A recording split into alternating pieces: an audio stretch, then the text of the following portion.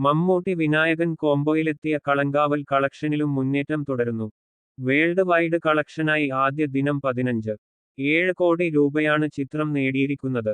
മമ്മൂട്ടിയുടെ 100 കോടിയിലേക്കുള്ള മുന്നേറ്റമാണ് കളങ്കാവൽ എന്നാണ് ആരാധകർ പറയുന്നത്.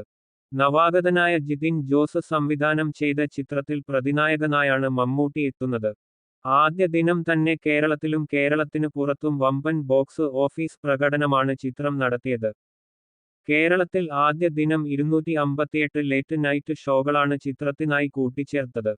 രണ്ടാം ദിനം 5.25 കോടിയാണ് നേടിയത്. ദുൽഖർ സൽമാൻ നായകനായെത്തിയ സൂപ്പർഹിറ്റ് ചിത്രം കുറുപ്പ് ഇന്റെ കഥ ഒരുക്കി ശ്രദ്ധ നേടിയ ജിതിൻ കെ ജോസ് ആദ്യമായി സംവിധാനം ചെയ്ത ചിത്രമാണ് കളങ്കാവൽ. മമ്മൂട്ടി, വിനായകൻ എന്നിവരുടെ ഗംഭീര പ്രകടനമാണ് ചിത്രത്തിന്റെ ഹൈലൈറ്റ്. ഇന്ത്യൻ സിനിമയിലെ മറ്റൊരു സൂപ്പർ താരവും ധൈര്യപ്പെടാത്ത രീതിയിൽ മുഴുനീള വില്ലൻ വേഷം ചെയ്ത് കൊണ്ട് മമ്മൂട്ടി ഞെട്ടിക്കുമ്പോൾ, പോലീസ് ഓഫീസറായി തന്റെ കരിയറിലെ ഏറ്റവും വേറിട്ട് നിൽക്കുന്ന പ്രകടനമാണ് വിനായകൻ നൽകിയത്. തന്റെ അരങ്ങേറ്റ ചിത്രം തന്നെ വമ്പൻ വിജയമാക്കിയ ജിതിനും പ്രേക്ഷകരുടെ അഭിനന്ദനം ഏറ്റുവാങ്ങുന്നുണ്ട്.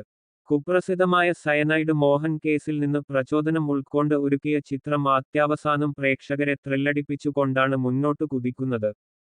പ്രേക്ഷകരെ ആവേശം കൊള്ളിച്ചുകൊണ്ടും ആകാംക്ഷയുടെ മുൾമുനയിൽ നിർത്തിയും സഞ്ചരിക്കുന്ന ചിത്രം, മമ്മൂട്ടി കമ്പനിയുടെ മറ്റൊരു വമ്പൻ ഹിറ്റായി മാറിക്കഴിഞ്ഞു.